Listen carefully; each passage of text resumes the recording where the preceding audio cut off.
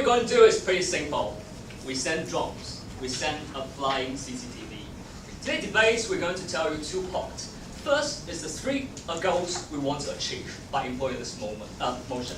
Second is a privacy issue that we will address before the open opposition tell us their concerns. But what we're going to do is very simple. We send drones and the flying CCTV. The only nuisance here is this. We are able to track people. We are able to track people in the following two scenarios.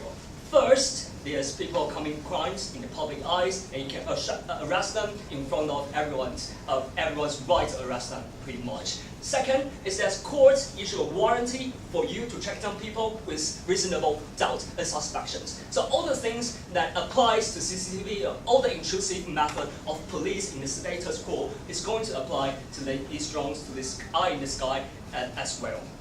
Three goals we want to achieve today. First, we're going to tell you these are going to deter crimes, apparently. But second, more importantly, is videos or the drones, that the data they collect is going to narrow down the pool. And these will have less arbitrary judgments of humankind and less racial bias for the police. But thirdly, it's going to reduce unnecessary chasing of police after criminals and ultimately going to mitigate those unnecessary police brutality. Before my argument, any clarification? Okay, no. First, deterrence. Crime apparently happens to people when they realize there's no CCTV. Or they realize there's no CCTV in the next street. So after I commit this crime, I can easily run off the place. I can plan in advance because all the CCTV, you can catch them, you can know their places beforehand, and that's why people always get away with this kind of civilian methods. But with drones, what's going to happen is they will be checked immediately before the police physically arrive there. And we're going to tell you this really deter your intentions because you know it's not like you can plan and draw a route and avoid all those cameras. But secondly, more importantly, is we want to tell you this reduce the racial bias and arbitrary judgments. On the proof level and the convict level. So in the status quo, we rely on the witnesses. We rely on the words come out of the mouth of the police. And that brings us a very huge problem because those words are secondary and very indirect proof of whether they commit crimes or not. But videos speaks for itself. So we argue it's actually going to narrow the pool for police to check, be more efficient and be less intrusive to other people who are innocent. But more importantly, second level, B, is going to help vindicate people. Because what happens in the United States or places like this, because police feel this neighborhood, there's more black population, Islamic population. However, the law wants to tell you, right? People still get that perception that we want to check them down. We're going to investigate them first because statistically they are kind of higher crime population, right? But for this video, if we can have these drones to get these things, it actually helps vindicate those people, to vindicate those innocent young black men, to not subject to the arbitrary statements. Because in the court, now what we have is, oh, I saw them that night, I'm not very sure because they look like the same. But more importantly, what we provide you is the video camera that's open to the review of the court, that's open to the scrutiny of the public, that's subject to more legal analysis. That's not going to be a witness and you cannot challenge or somehow you get thrown into the jail without any reason. But thirdly, how this is going to reduce an unnecessary chasing and the police brutality. Because now we know there's going to be CCTV not going to catch that camera or track down people, but with these things, the necessity for the police to arrive immediately and track them down and have a high-speed train and shoot them and boom boom on the street and cause collateral damage. This need is substantially less than we have these videos because we know we can simply use a machine, we can simply use these mechanics to make things easier to prove. We don't need to have that shootings on the streets, and this is very important to you and me. As second part, I want to talk about privacy. Again, 3 points. First, I'm going to tell you, as a legal student, I kind of need to tell you, there's no legal expectation on the street, right? You don't expect you go to the streets and have naked and people do not watch you, and you don't have the reasonable expectation of privacy when you go to department store and do not be stared at. Because when you go out of your home, it's naturally people going to see you, people going to watch you. But next, they are going to say, but what? They are going to track you down, they are going to video tap you. That's somehow a little bit different from a single camera, right? But secondly, we're going to tell you, this thing is not very different from all the alternatives if you want to solve the crime. They're going to propose, well, we send more deployment of police, we send more CCTV, but in the essence, for the police, we have to tell you that people are subject to more emotions, more arbitrary judgment, more racial bias, and different kinds of perceptions. We tell you, video is a more neutral way for you to prove. But more importantly, the idea is not of a slippery slope if we have an eye in the sky everywhere for this nation to be a 1984 thing. Because the police and department, the whole law enforcement departments will have an inherent incentive to not send them all over. Because if it's sending all over, it does not have a sense of secret. It's just like CCTV. If I easily see a drones flying over, I'm not going to do my deal here, right? So, and people's, in the context of Western liberal democracy, we're simply a normal nation, right? You don't expect to have a law enforcement that's going to trigger serious social rebel against that. So we are talking about better alternative to humans, to other CCTV, and the more important thing is how the admissibility of evidence in the court. The more important thing is the remedy if you are unjustifiably checked or video tapped or your data get leaked outside, how you can sue for the remedy. That's a different issue and not mutually exclusive. But finally, when we compare the sense of insecurity, we're going to go so far and tell you privacy is not that important if you cannot feel safe 9 a.m. out of your streets. Privacy is not that important if your kids go to the neighborhood high school going to learn how to deal drugs and kill people. Privacy is not that important if you don't feel safe living in this neighborhood. We say this is the very bottom line of the pyramid, the very bottom line of a human demand. So to win, they need to tell us also 3 things. First, how this eye in the sky is so different from the surveillance camera. Second, why these things, why the witnesses and the police statements in the court is more neutral and more provable and more help mitigate crimes than our video taps. And finally, what they are going to do about it to solve the problems. With all these things, consider your securities, be safe, go home early. Thanks, Prime Minister Ping. And now to welcome Leader of Opposition Leon to start the case for opposition side. Here, Gerard.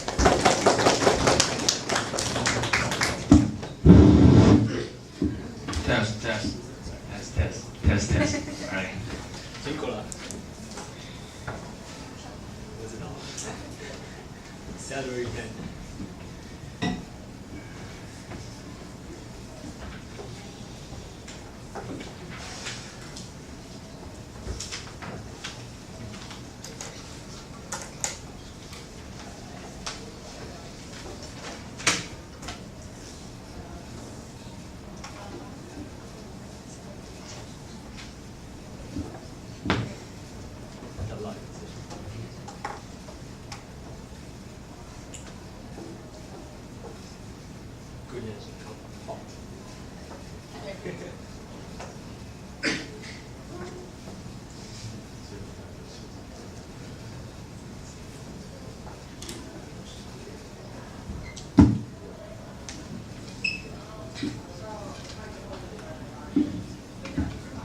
Ladies and gentlemen, there are several mistakes already demonstrated by the Prime Minister. Firstly, he didn't distinguish the difference between this policy and the severe camera we have in the status quo. What's the difference by this motion is, we target the specific group who live in the high crime rates. What's the area of those high crime rates? They are the slums, and who are the people who live in that place? They are minorities, they are poor, they don't have the money, they are subject to the discrimination of the civilians every single day at this moment. They simply ignore the fact under the status quo, and they think this policy is no way different from the surveillance camera we have. But they also tell us they are going to use the drone to scrutinize, to supervise the lives of those minority, they are being discriminated in the status quo. And they say, after you put a helicopter, like the drones, right, flying over their house every single day, can improve their life. Of the people who live in the slum, they are being discriminated in the status quo. We don't see why that is the case. And secondly, they also tell us that the crime rate will actually decrease after this motion. But there is a huge flaw fallacy after the by the arguments. Why? They say the crime rate will decrease, but we don't think so. Probably the crime rates will decrease only in the high crime rate areas, because that is the only place you are going to put the drones, have the surveillance cameras. What about other areas in the city? What about other areas with low crime rates, but because you put drones in that particular area, so those criminals, in order to escape being catched by the camera, by the drones, so they will go to other places to commit crimes. Point, sorry. Right? So they didn't tell us why the reason for those people to commit a crime would disappear in the first beginning. Because they ignore one fact. The reason for those people to commit crimes is out of necessity. It's because they economic consideration. They need to earn money. If you don't teach them how to integrate in these societies, they are going to commit a crime in other places anyway. So, I will give you a chance before I move on. Go. We are not talking about cross-border. There's no jurisdiction barrier but for drone to fly over to take them down. I don't know what's the point of that question, but let's look at the topic again. Like, we will impose the use of eye policy in the urban areas with high crime rates, right? So what about other areas they don't have the high crime rates? They are not going to pose a policy. Take a look at the topic. Right, so I don't really know what's the problem. I feel you are as confused as me right now, so pay attention to my argument. So 3 points here. I want to point out some context, so everyone here can clearly understand what's the life of the people who live in the area.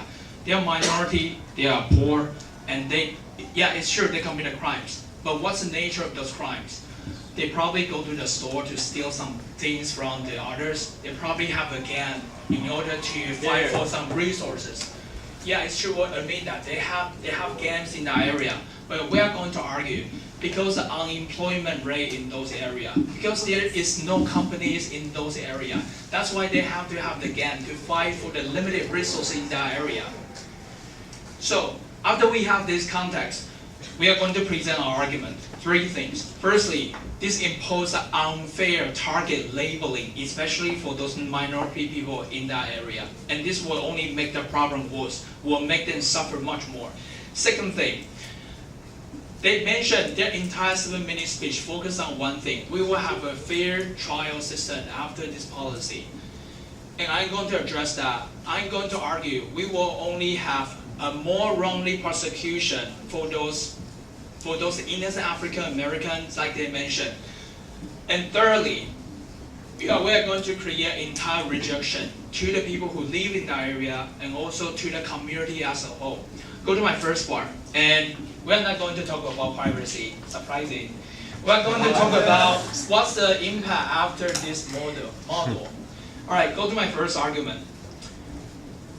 When the government they select to choose this area who live in that particular place, like probably they are minority, right? They are Indian, they are African Americans. They live in that place because of certain particular reason. Because they are being discriminated by the people in the cities, and also because they are poor, they cannot afford a house in the city. So after you specifically chose this place, and what's the impact after that? Probably some of you will have the question, what's the difference between this and the status quo? Status quo means the current situation.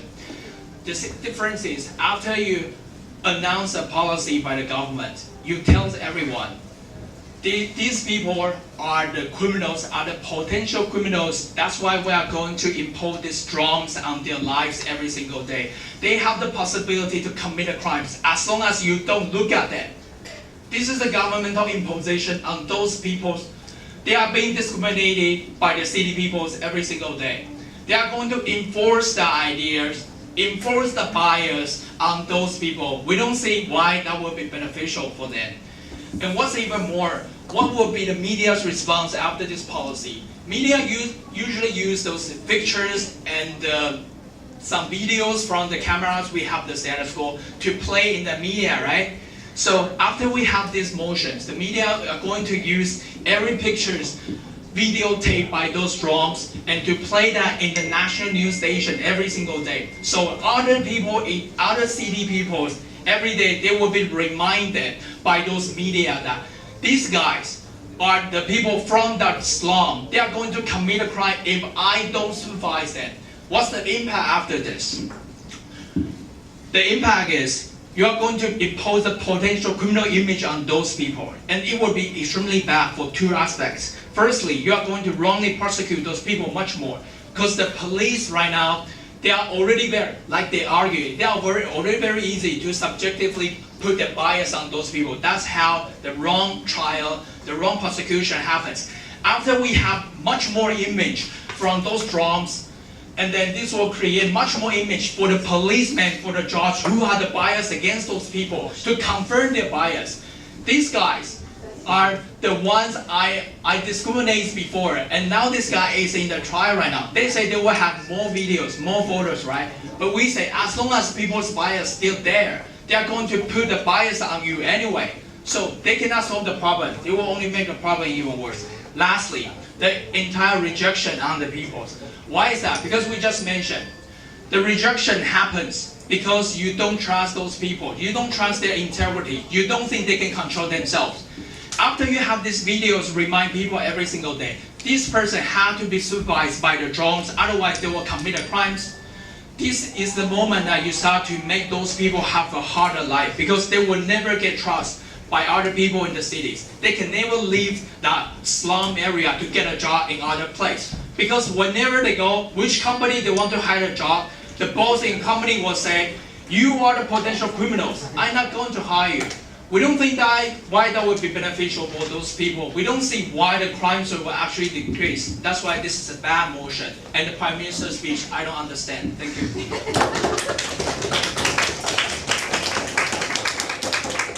Thanks for Leader of Opposition, and let's welcome Deputy Prime Minister Zoe to start the debate. Here, here.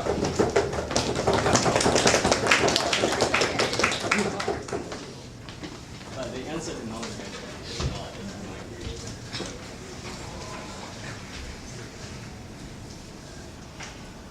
Are you going to Ding or I'm going to Ding? Ding. I'm Ding. Okay, I'll just start.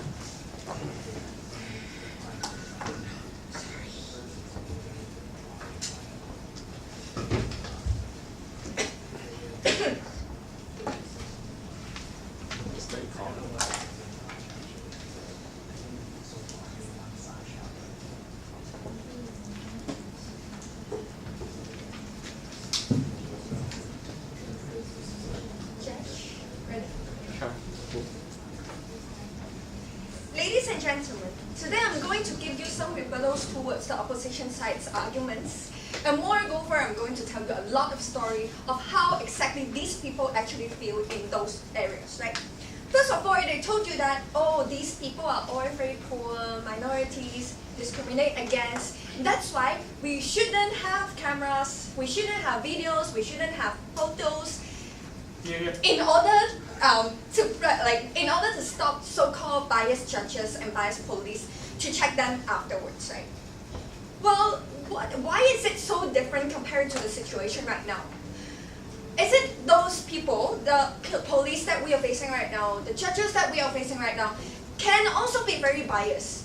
Not from the point where they have these videos and and ship it and, I don't know, go to the law area where like the judges is going to feel it, etc., etc., that the bias is or the discrimination is going to go, right?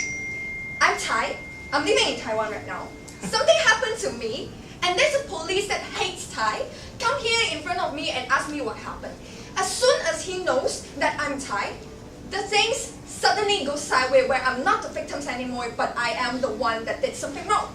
So the bias and so-called discrimination do not only happens after the video, right? The video is actually making better because a video can be viewed by a lot of people. The transparency is way higher in our case, right? So in this case, the harm that they're trying to say, right, is not really a main point where we should like all focusing on so badly that makes his first argument. Secondly, goes to criminals going away, da da da da da. Okay, when criminals going away, exactly the situation where the Prime Minister had already explained to you, if we have a potential suspected and we have warrants and things like that, we are able to track them down, right? It's not like they're going to run away and suddenly just disappear. This is not the case that we are trying to tell you. We're trying to tell you there are deterrents, there are potential criminals that is not going to become a criminal, right? There are criminals that are going to make a big thing and rob the bank and so on and so forth. It's going to stop now and think twice whether they are able to do it or not, right? So this is not the case how they're trying to push forward. Unemployment rate, really sick. Unemployment rate, really? Okay, that is not the motion we're talking right now, right? We're talking about how we're going to make a safer environment for the people who are, again, discriminated against, who are poor, who do not have help, who do not have enough help, right? The problem that they are going to say, how labelization works, blah, blah, blah, blah, blah. Those are already existing in the world right now. When you say that you are coming from a high crime rate area, people already have that labelization. Because the government wants to tell you that we are trying to do something, we're trying to make people who are actually innocent, who are actually good citizens in these high crime rate areas, we're going to have action, and compared to their side, doing nothing, right? So that is exactly why we believe that it is actually better in our case. Now go to the storytelling. Yeah, okay, fine. Right, so just tell me one thing. Would it be the case that on your side, there will be more image of those minority, they will be played by the media that they are actually commit a crime by the media? Okay, that is very weird to say by, okay, where, again, I'm going to explain again. This discrimination, this labelization is already here. We are just trying to make a objective, not a subjective evidence for you, right? That goes to my storytelling part. I'm Thai, again, I'm Thai. I'm not Taiwanese, and I'm studying here in Taiwan. There are maybe a lot of discrimination against like us. So what's happening is, if I'm living in a high crime rate area, I'm super scared in the middle, well, I wouldn't say in the middle of the night, maybe, as my partner said, 9 p.m., right? I have to call someone in order to make me feel better, in order to make me feel safer, because there's someone beside me in the phone. So yeah, kind of like if there's something happening to me, then someone would know, right? But then what happened next? There's no CCTV around. There's not enough police resources or police walking around because the government is not able, like the government didn't do anything about it. The government is incapable of giving more resources to us. Even if they have more police, it is again, as they said, not fair to the other areas. Again, as they said, wasting taxes, wasting resources and time to like training this police and making this police so-called not as so biased, right? So then what happened is, I got stabbed, my bag got stealed away, and then I have nothing to do. I had nothing to do to help myself, right?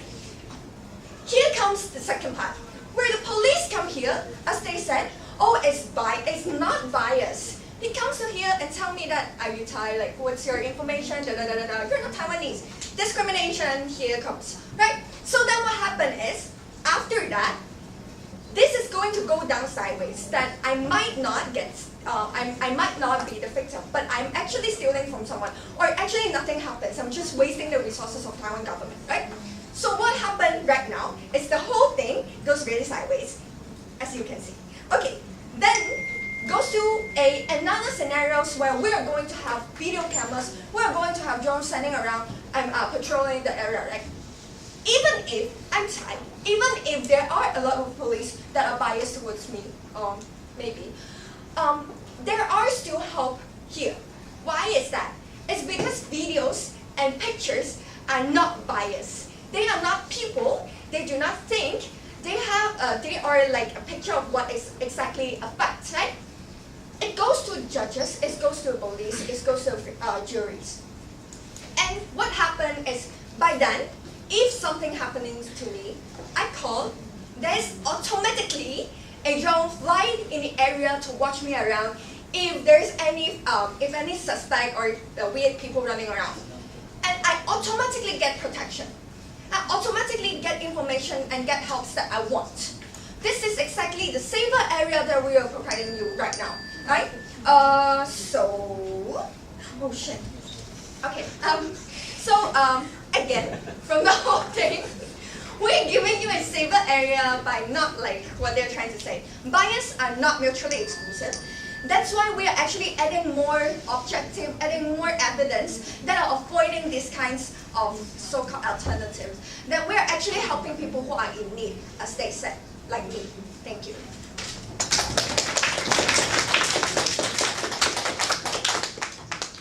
Thanks for Deputy Prime Minister, and let's welcome Deputy Leader Opposition to end the debate. Here.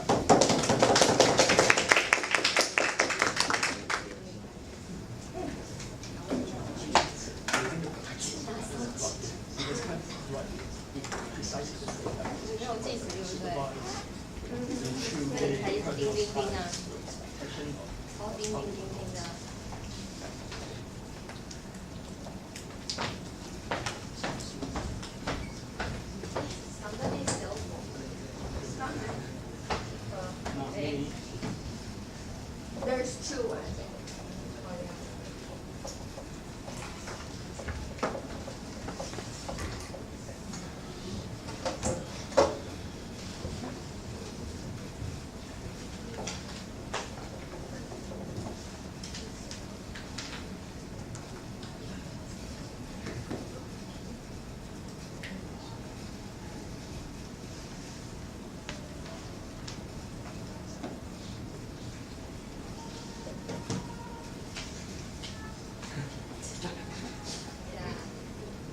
Whenever you're ready.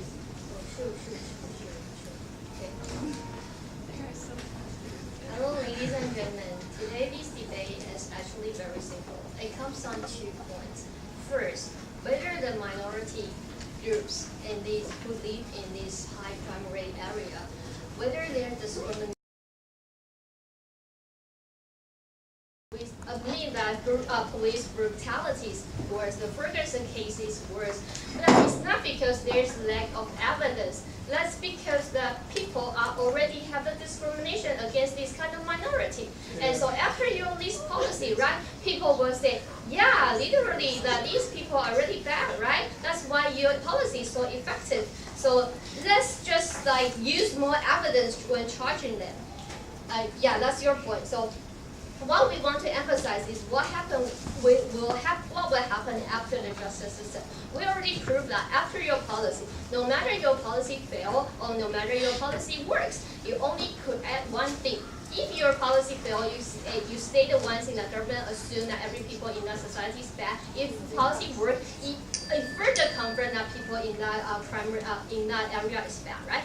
And we say that yes, video and pictures are neutral, yes, but when the people who using it already have a very strong bias against it, and now this bias is reinforced by them, how do you expect justice to say that we really literally trust these people who are really good when the media and the whole society say that they are bad people and they are actually very bad people, and all the pictures and video just point out the fact they did really commit a crime in such a severe way. So we are happy to oppose the motion today. Thank you very much. So all the speakers can cross the table and shake hands. Okay, so I think all of you guys need some time to digest what the previous speaker has already mentioned. So I will give you several, like 3 to 5 minutes, and you can take a rest or think about the motion.